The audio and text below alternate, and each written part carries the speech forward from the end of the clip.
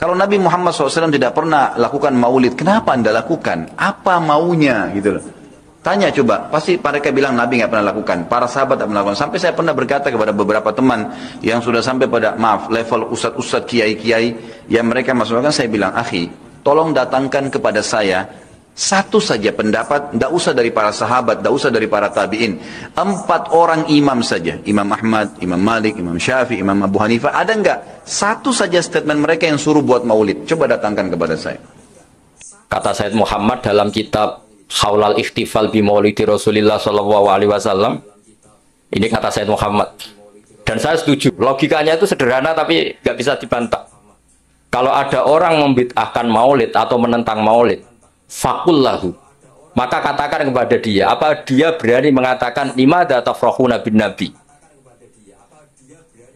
Wong tua, siapapun orang tua itu dia anak wis kriting, pesek, wireng.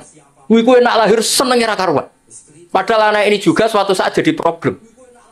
Kuwi pas lahir diakikoi. Sumpene kabeh tanggane didelok. Kon muni ganteng, padahal tanggane do gremeng asline gantenge nanti. Intinya sebuah kelahiran itu pasti menyenangkan. Padahal itu jelas kritik. Apalagi kelahirannya Rasulullah Shallallahu Alaihi Wasallam. Terus ganteng, ada nurnya, pinter, wajahnya sempurna ya ta'ala la wajuhu ta'ala lu al-qamari fil lailatil badr. Assalamualaikum warahmatullahi wabarakatuh.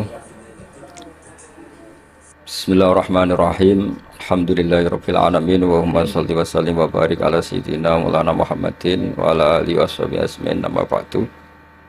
Ingkang kula hormati, sangat saya hormati mriki wonten Habib Hasan Al-Jufri. Wonten Gus kawula putrane guru kawula Kiai Haji Taj Yasin. Wonten Ketua MUI Jawa Tengah Kiai Haji Ahmad Daroji. Wonten wakil saking Kemenak, Keng Biro Hukum Pemprov Jawa Tengah yang saya hormati, semua yang saya hormati. Niki kula yang kedua ke sini, semoga terakhir. Kula niku terkenal, undangannya angel nih. Tapi Gus Yasin kayaknya masih manfaatkan abahnya. Itu kalau di adat pesantren itu ya kayak titah ya. Jadi akhirnya gak wani akhirnya tekon. Tapi saya mohon yang merasa ada putranya Mbah Mun jangan ngundang saya. Itu artinya ya agak-agak bener lah. Wong ndak putrane Mbah Mun kok menyamakan dengan putrane Mbah Mun gitu. Tapi saya senang datang ke sini kalau badhe niat amdan boten sahwan. Terutama untuk siapapun mungkin sering baca tapi mungkin harus punya sanad. Kula badhe maknani 3 item sing diwaos wau Habib Hasan Al-Jufri. Kula maknani persis seperti yang saya dengar dari Syekhina Baipun Gus Yasin Kiai Haji Maimun Zubair. Dados yang unik dari sistem beragama, Rasulullah Muhammad SAW itu jadi saksi kebenaran nabi-nabi sebelumnya itu menyampaikan risalah. Itu agak aneh secara teori fisik karena Nabi itu Nabi paling akhir, tapi Nabi Adam, Nabi Idris, Nabi Nuh dan seterusnya itu benar enggak ketika jadi Nabi? Ketika mereka melaksanakan tugas nubuah itu benar enggak? Itu kesaksiannya itu lewat Rasulullah Shallallahu Alaihi Wasallam. Yaitu yang diterangkan dalam ayat fakaifa idza ji'na min kulli ummatin bisyahidi wa ji'na bika ala haula'i syahidan. Pulau niku mikir itu lama sekali. Jawabannya adalah rantai itu misalnya rantai pertama, terus ada kolong ya, ada kolong kedua, lingkaran ketiga, lingkaran keempat. Jika kualitas lingkaran itu, cincin rantai itu kualitasnya bagus, kedua bagus, ketiga bagus, maka ukuran semuanya sempurna itu tidak usah dicek satu persatu. Cukup paling akhir ditarik sekeras-kerasnya. Kalau semuanya tidak terputus, berarti semuanya kualitasnya bagus. Sehingga kita juga gitu. Misalnya dulu Mbah Ahmad bin Syuaib itu alim alamah, sampai Mbah Zubair, sampai Mbah Mun, sampai Gus Yasin, sampai beberapa putra Mbah Mun yang mewakili dunia kealiman. Ada Gus Naji, ada Gus Sofur, ada semuanya, ada Gus Subab. Itu ukuran kualitas terjaga ndak itu memang di akhir. Sehingga ini peringatan untuk Gus-Gus. Dulu bapak saya nyuruh saya ngapalkan Quran itu sederhana sekali. Dewe bapak gini, Beb. Mbah saya, buyut-buyut saya itu hafal Quran. Bapak saya itu kalau ngendikan gini tok. Hak, ya oke kudu hafal Quran. Nah ora itu anakam luwih ra di alasan, luwih duwe alasan nak rapal. Mulane di bapak goblok itu penting. Di bapak goblok itu penting sekali karena ini menjustifikasi anaknya kalau goblok niru bapaknya. Artinya gini, mbah saya hafal Quran misalnya, bapak saya hafal Quran. Sekali saya ada hafal, itu anak saya bisa syukuran. Karena kalau ada hafal anut bapaknya. Jadi ya seperti itu. Tapi sekali saya masih hafal, anak saya ini ya kebingungan apa hafal, wong kula hafal. Boten niki boten nyindir, niki ngamuk. Kersane orang itu harus mikir. Kadang-kadang ndak orang saya naik maksa anak hafal Quran alim, tapi dia sendiri ndak alim, ndak hafal Quran. Anaknya ini kan alasannya apa? Coba Anda memaksa, Anda sendiri tidak jadi percontohan. Sehingga tradisi nubuah ya seperti itu. Nabi Adam jadi nabi sukses melaksanakan tablignya Nabi Idris, Nabi Nuh dan seterusnya. Sebetulnya itu sebagai bukti bahwa mereka melaksanakan perintahnya Allah secara benar. Ujiannya apa? Di Rasulullah Muhammad Shallallahu Alaihi Wasallam ketika ditarik semuanya kuat, berarti semuanya melaksanakan amanah secara apa? Benar. Nah, kita dalam sana juga seperti itu. Kalau ditarik kok misalnya cincin ke-8 atau ke-9 itu putus, berarti ya salahnya di situ. Yang lainnya sudah kuat, salahnya di situ, itu dibuang. Kemudian cincin berikutnya dicatokkan sama yang sama-sama kuat. Makanya disebut sanad mungkotek.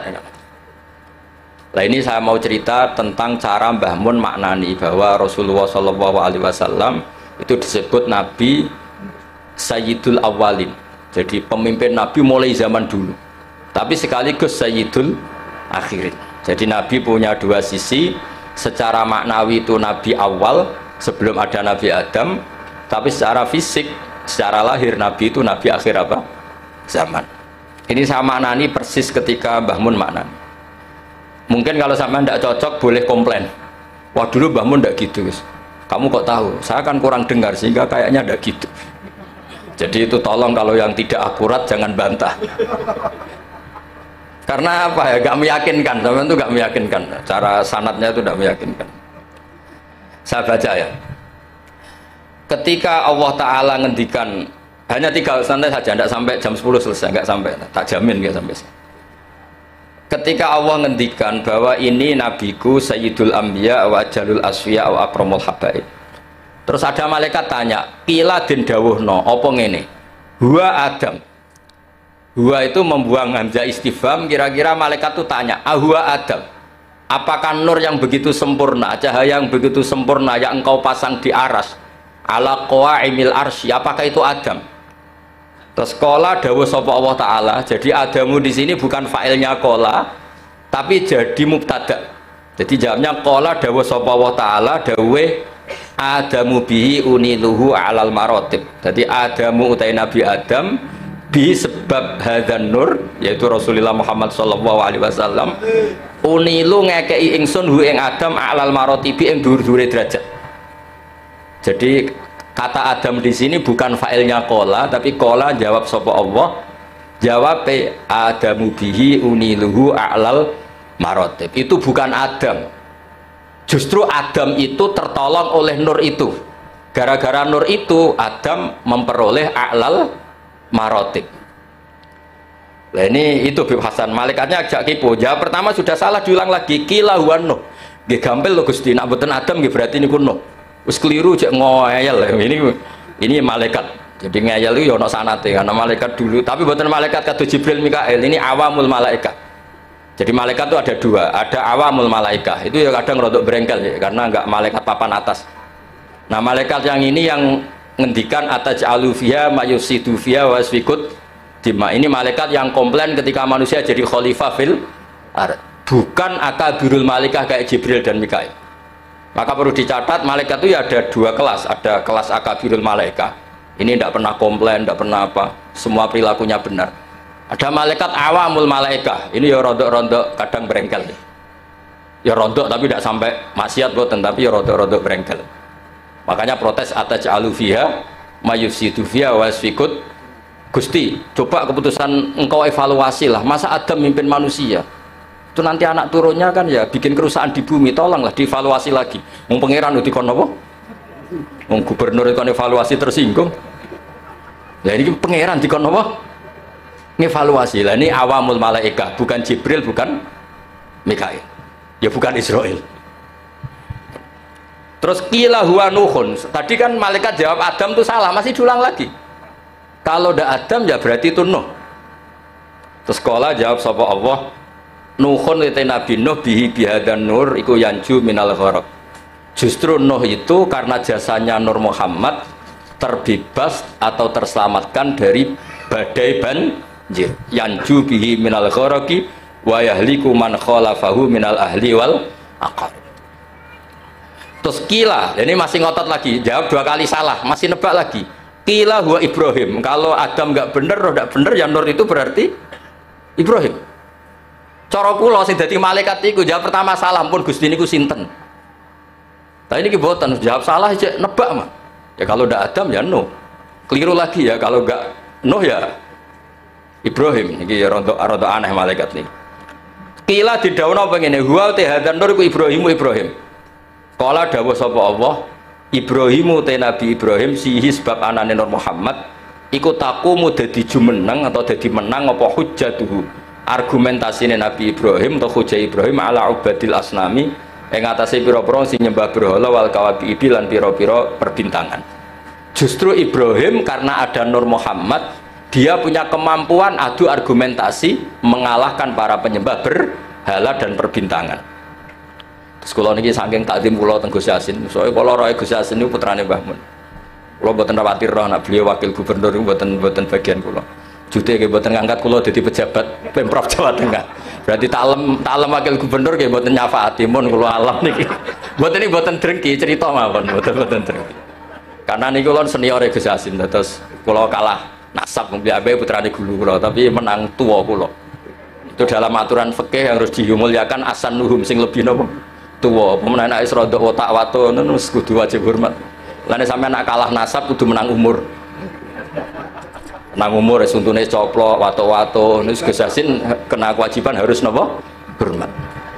Nah niki jelas menang nasab, menang umur, menang sekabiane nah biasa niku pun mboten saingan kita lah, kula mboten kepengen ya kompetisi jenengan pun kalah segaban.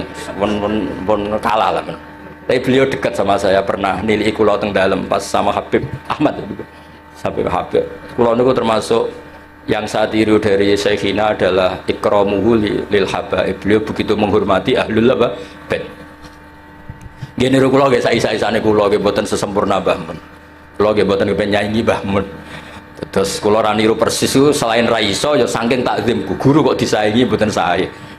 Dadi nek gurune skore 9 ya sekene cukup 6 wis pokoke pantes-pantese ora persis napa? Guru. Mulane santri Anwar sing ra persis Mbah Mun niku tak anggap takzim. Mergo ora kepengin nyanyi kiyaine.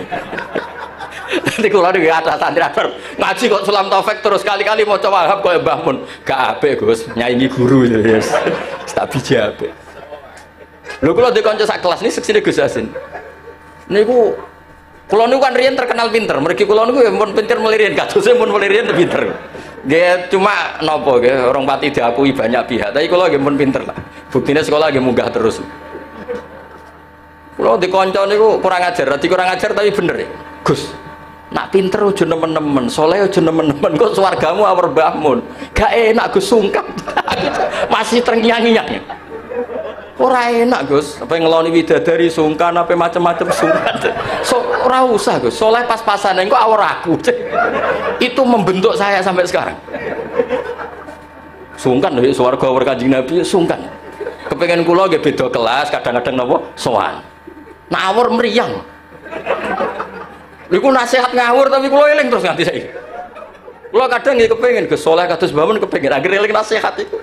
Udah lah, enggak usah lah. Pokoknya kalau Mbah Mun skornya 9 ya saya ngambil piro 8 atau 7. Masuk ini setuju, setuju. Ya sebenarnya kangen Mbah Mun sowan, tapi aja sampai sak kamar. Betul sak napa? Sak kelas lah. Tuh Gus Yasin, milih sak kelas napa bener? Milih putih sampean. Sak kelas napa sak ngisore? Sak kelas itu resikonya dua, satu ngelama, dua sungkan. Jadi kadang-kadang nasihatnya ora jelas itu ya masuk akal. Waduh jelas kanca kula ora jelas, angger rape munggah itu syafaat tok. Rian di MGS itu ada sistem begini, ada kiai tukang nyafati, namanya Kiai Fakih Gus. Itu kalau anak gak naik kelas, ditanya, Cung, nara munggah kelas ke apa di terminal, Mbah? Wih, aku mesti diunggah no. Jare Mbah Fakih, aku rak kedosan aja iki dadi canakal meneh. Ngene iki ilmune kiai, mboten ilmune birokrasi. Tapi ana neh takoki, Cung, kena ra munggah ya apa? Nggih kula baleni Mbah, ya ra munggah sing sabar.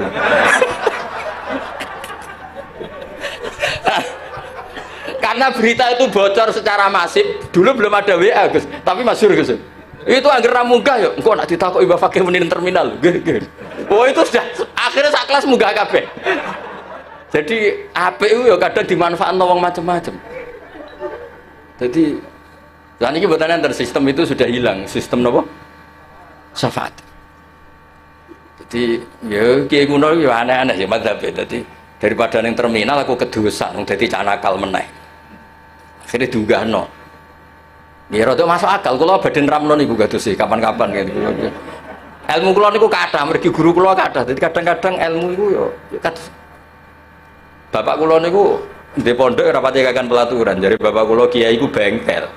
Nek ora siap nata bocah mbulet ya ora usah dadi kiai. Mosok bengkel sing moro-rono mobil mewah, mobil waras, mesti sing rada rusak. Ya kiai madzhabe macam-macam. Ya ana sing madzhab protektif, lan santri nakal-nakal iki pondok apa sarang. Sing sampean ngono. Kula wong saleh ora tau muni ngono. Dadi kiai iku ya butuh ijtihad. Wis pokoke ngoten lah sampean oleh ra setuju lah wong kula ya ora maksum iso wae salah. Cuma luwih sering sampean lah salah gitu. Kula mun ngajine mun kathah lah. Mun kula terusno. Betul ini kalau spesial karena takdim saya kepada Gus Yasin. Ini makna persis ketika saya ngaji sama Mbah Mun. Jadi lafat Adam Nuh itu bukan failnya kola. Kola jawab sapa Allah. Adamu te Nabi Adam bisbab anane Nur Muhammad iku uniluhu a'lal marotib terus.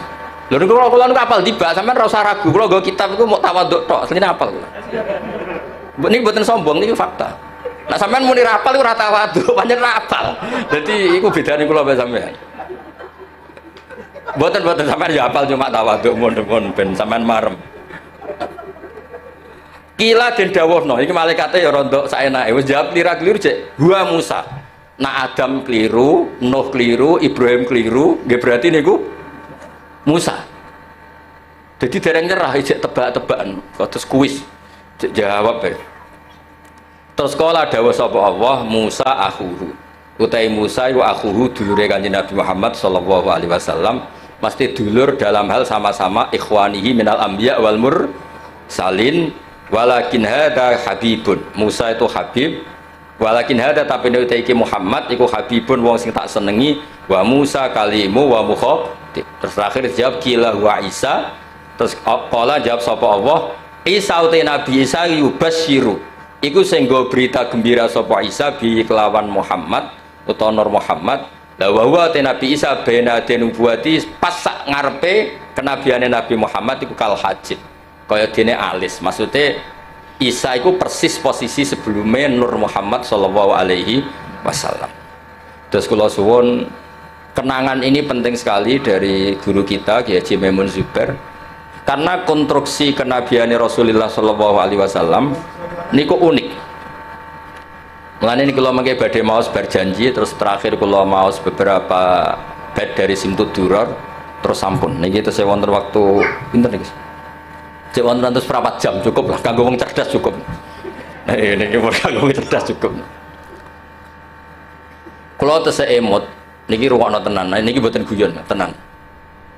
Ketika Rasulullah Muhammad sallallahu alaihi wasallam memaklumatkan diri jadi nabi, itu problem utama itu nasab. Man huwa Muhammad hatta yadda'iya annahu rasulur rabbil alamin. Muhammad itu siapa? Kok bisa memaklumatkan diri kalau seorang dia adalah nabi? Karena syaratnya nabi itu harus cucu-cucunya nabi. Nabi itu tidak boleh anaknya orang yang tidak bernasab. Bukan karena Allah asobiyah, bukan. Sampeanlah dipimpin wong sing gak jelas asal usule iku ya ora siap. Justru Nabi dari putra Nabi, buyut-buyutnya Nabi itu bentuk penghormatan Allah, memilihkan Nabi itu dari klan terbaik, dari marga terbaik. Jadi kadang wong keliru, pangeran berarti asobi aku sudah ada Nabi mesti turunan Nabi. Ya kowe sing keliru, kowe iku diregani pangeran. Misalnya tokoh sing mbok nut itu anake copet, kowe kan yo gengsi. Bocah diregani pangeran ora roh. Akhirnya sadar, iya apik ngono banyak. Jadi Nabi itu harus turunan Nabi. Ini bukan berarti Allah itu asobia, justru Allah membuat penghormatan, memberi penghormatan pada kita, bahwa orang yang kita ikuti turunannya orang baik, turunannya orang baik, turunannya orang baik, orang spesial dari turunan spesial, dari turunan spesial. Makanya keyakinannya ahli sunnah wal jamaah, bapak ibunya Nabi fil jannah, semuanya fil jannah. Wa kaifala wa sayyidul akramu sallallahu alaihi wasallam wa wasitatuhul muntaqah. Nabi itu orang suci, masa lewat rahim yang najis? Jadi kalau suci ya lewat jalur suci, supaya Nabi tidak terpapar apa? Najis. Makanya kita berpendapat nasyabun tahsibul ula bikhulahu qallatat nujumahal jauza habada ikdu sudati wa fakhari anta fihil yatimatul asma.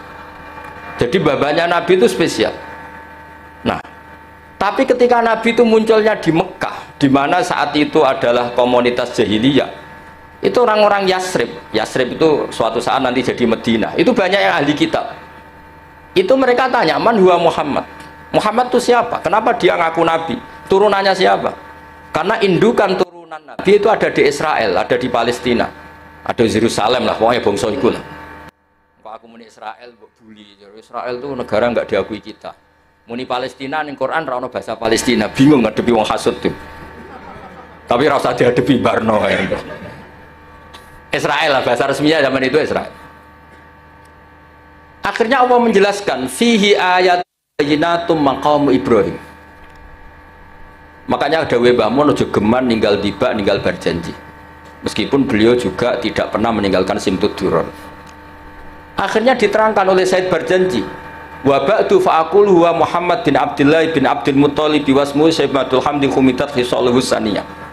Mun niki kula jelas ra maca niki. Mboten kok niat ngetokno apal, nyen kula apal tenan. Paling gak napas apal ya apa, kok pasale ya lali lang jeneng manusia. Jadi ditunjukkan bahwa Muhammad adalah turunan Nabi Ibrahim, itu ada jejak Ibrahim di situ. Fihi ayatum bayyinatum maqam Ibrahim. Akhirnya, lalu buktinya apa kalau Muhammad turunan Ibrahim? Karena Ibrahim pernah hidup di Mekah. Dan ketika Nabi Ibrahim hidup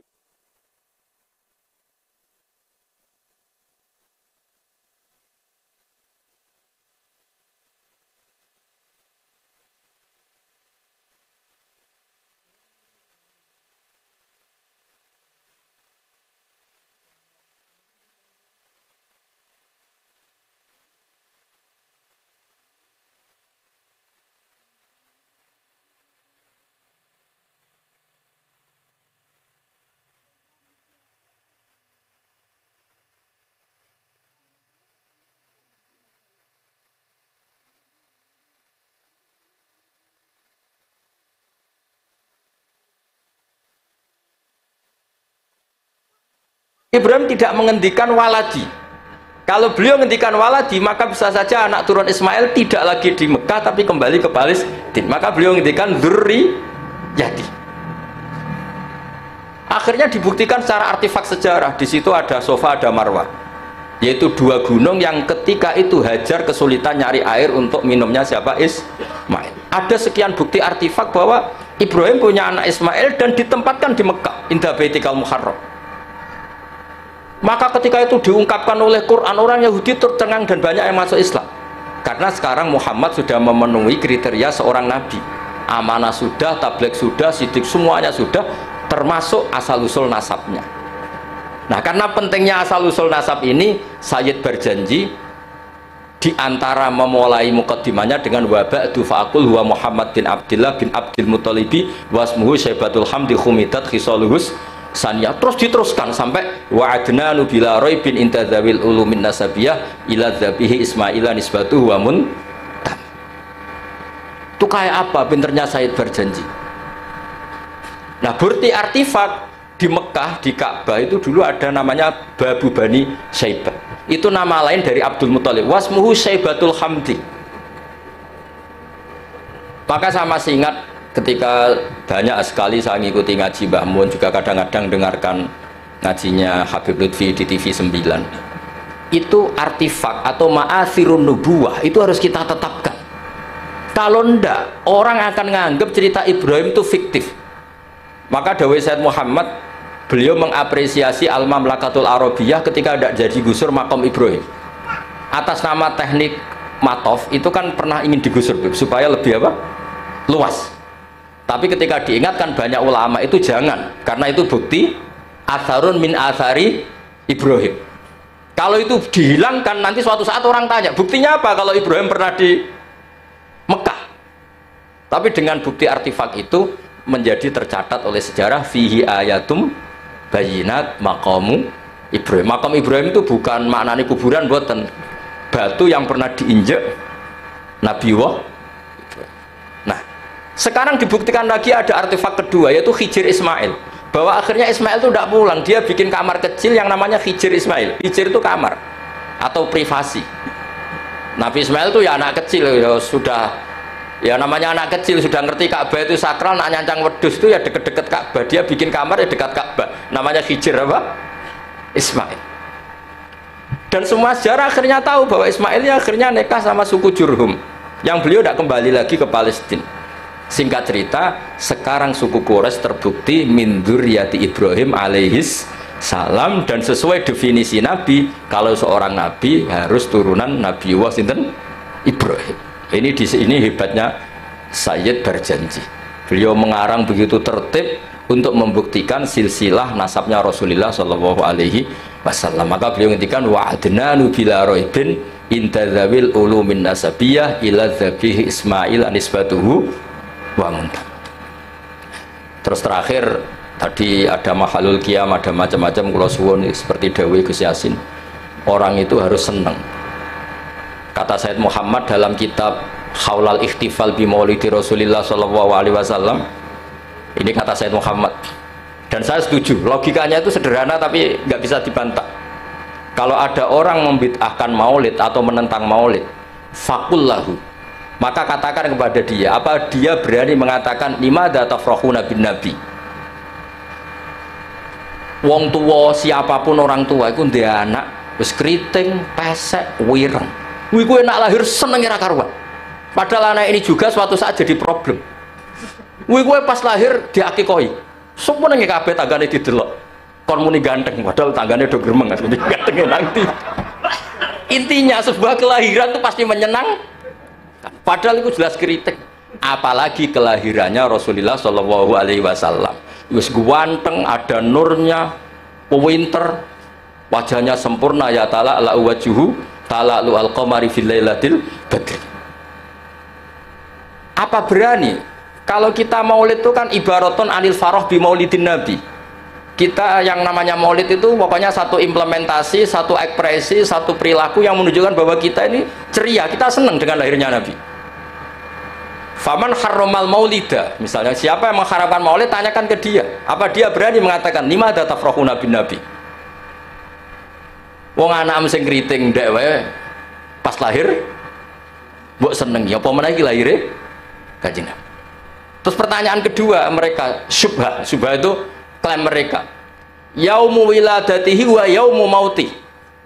Nabi itu lahir hari Senin, tapi beliau juga wafat hari Senin. Kenapa engkau syukuran hari Senin padahal hari itu juga wafatun Nabi? Kenapa tidak kamu jadikan yauma husnin wa yauma asafin, hari susah dan hari sumpah? Terus jawabnya Sayyid Muhammad mengutip dawuh Jalaluddin Asyuti dalam kitab Haulal Ikhtifal, inna syari'ata hatsat ala idhari surur. Syariat itu hanya mendorong supaya orang itu senang. Buktinya ketika anak kamu lahir disunatkan nyembelih kambing menunjukkan senang. Tapi ketika keluarga kita meninggal justru syariat melarang niyahah, melarang meratapi berlebihan.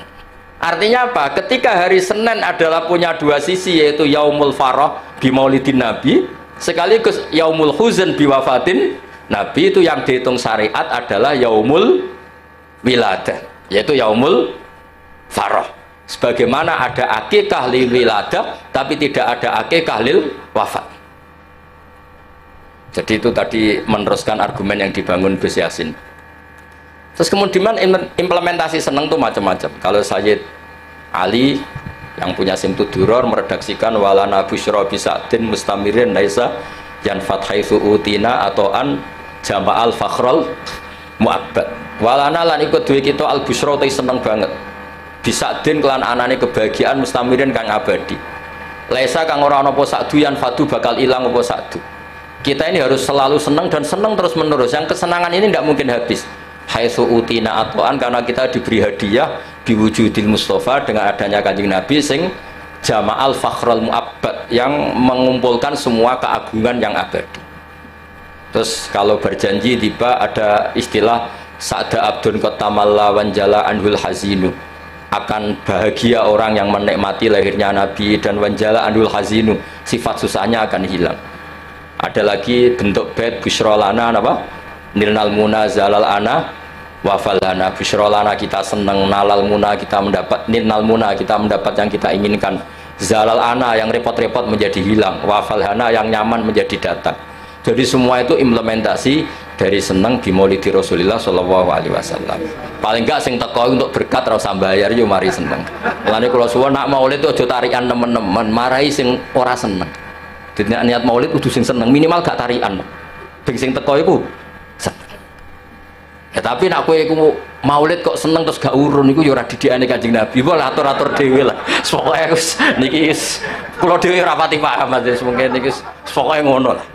Niki terus kula suwun nak maca tiba, maca Simtud Duror berjanji dijiwai. Termasuk kenapa harus ada penjelasan nasabnya Rasulullah Shallallahu Alaihi Wasallam. Dan akhirnya orang yang Yahudi, orang Nasrani tahu bahwa Rasulullah Muhammad ini orang yang luar biasa. Ternyata beliau lahir dari rahim seorang nabi, yaitu Nabi Ibrahim. Berarti nggak ada bedanya dong. Mereka mengatakan nabi kan Yusuf bin Yakub bin Ishak bin Ibrahim, Al-Karim Ibnul Karim. Mereka terus tanya, lalu Muhammad anaknya siapa? Akhirnya Allah memberi penjelasan fihi ayatum bayinatum maqamu Ibrahim. Muhammad adalah turunan Khalilur Rahman Ibrahim. Buktinya apa? Di situ ada jejak Ibrahim. Dan Ibrahim saat meninggalkan Mekah, lalu ada pertanyaan, lah kenapa Ibrahim makamnya di Hebron di Israel? Ibrahimnya pulang tapi anaknya ditinggal, yaitu dengan menjelaskan inni askantu min dzurriyyati biwadin ghairi dzi zar'in inda baitikal muharram. Dengan demikian clear bahwa suku Quraisy adalah suku yang lahir dari Khalilur Rahman Ibrahim alaihis salam. Dan semuanya punya tradisi yang luhur. Nah tradisi ini yang terus dipuji oleh beberapa kitab madaih. Tarakus sifah hafalam yusibhum aruhu min adami wa ila abihi wa ummihi hafidhal ilahu karomatan li Muhammadin abahul amjada saunal ismi. Jadi hafidhal jogo sapa ilahu pangeran karomatan krono ngekei penghormatan di Muhammadin kedua Nabi Muhammad abau ing mbambahe Kanjeng Nabi al amjada sing luhur-luhur saunan krono ngrekso ismi maring asmane Nabi. Nabi nanti kan pasti mengharamkan zina, itu pasti. Maka bapaknya ya tidak pernah zina, mbahnya ya nggak pernah zina. Jangan sampai ada perkataan Nabi ngaramkan kemudian dituduh babahmu ya seperti itu. Maka diantara syama'il, diantara kelebihan Nabi adalah babahnya apa? Tarokus sifah hafalam yusibhum aruhu. Taroku podo ninggal sopo babai Nabi asifaha ing perzinaan. Falam yusib mongkora mekenani hum ing abaan Nabi opo aruhu cacate zino min adami wa ila abihi wa ummi. Terus kula suwun niki wonten Habib Hasan niki kanca kula sangat mahabbah beliau sering ketemu kula seneng sekali kalau pernah dititipi. Tapi nak ngundang dinego karena kula niku kan pondok kula niku pondok Quran, ini perlu dimaklumi. Pondok Quran itu benten ya. Kalau pondok kitab itu anak 100 diujar sekali bisa, Beb. Jadi kalau pondok Quran 5 saja bingung no. Mergo story sitok. Ya ono sing lanyas, setengah macam-macam. Nah, sampeyan percaya jajal setor kula. Enggak terus gak hatam-hatam. Sampai kiai ini bingung. Fam bajasat fanjo. Bareng wae alimun hakim. Kiai ini lagi alim, hakimun alim. Mboten Mbah niki kira. Kene dibantah. Kono alimun hakim, ono sing hakimun. Mane zaman kula riyen setor iku falamma dzahabu bi salah. Genti wawu walam madzabu bingkur surat Yusuf ono falamma ono napa? Wong sampean Yasin wae ingkana la sahata wahidatan fa idzahum khamidun barang wis fa idzahum jamila dirap turun balik fa idzahum khamidun. Jare sing ngaji wah gak barbar balik ning ngarep. Wong lagi Yasin wae ngono apa meneh sak Quran. Kadang dase watin gurine wa tawasobil haqqi wa tawasobil sabr. Wong dase watin kok ilal ladzina amanu wa amilus sholihat wa tawasobil. Iku malaikat Jibril bingung ngadepi. Iki piye ngarepe watini kok gurine wal asri. Nah politik kombinasi nasionalis religius. Iki Quran. Terus itu Beb yang menjadikan saya tidak mudah menerima undangan kecuali pernah sepuh keluarga guru karena iktidar lah saya ini memang pondok saya warisan dari bapak itu pondok Quran jadi ya masyhul memang benar-benar saya ini sibuk. Untungnya agak diangkat pegawai Pemprov Gus Yasin tadi makanya. Assalamualaikum warahmatullahi wabarakatuh.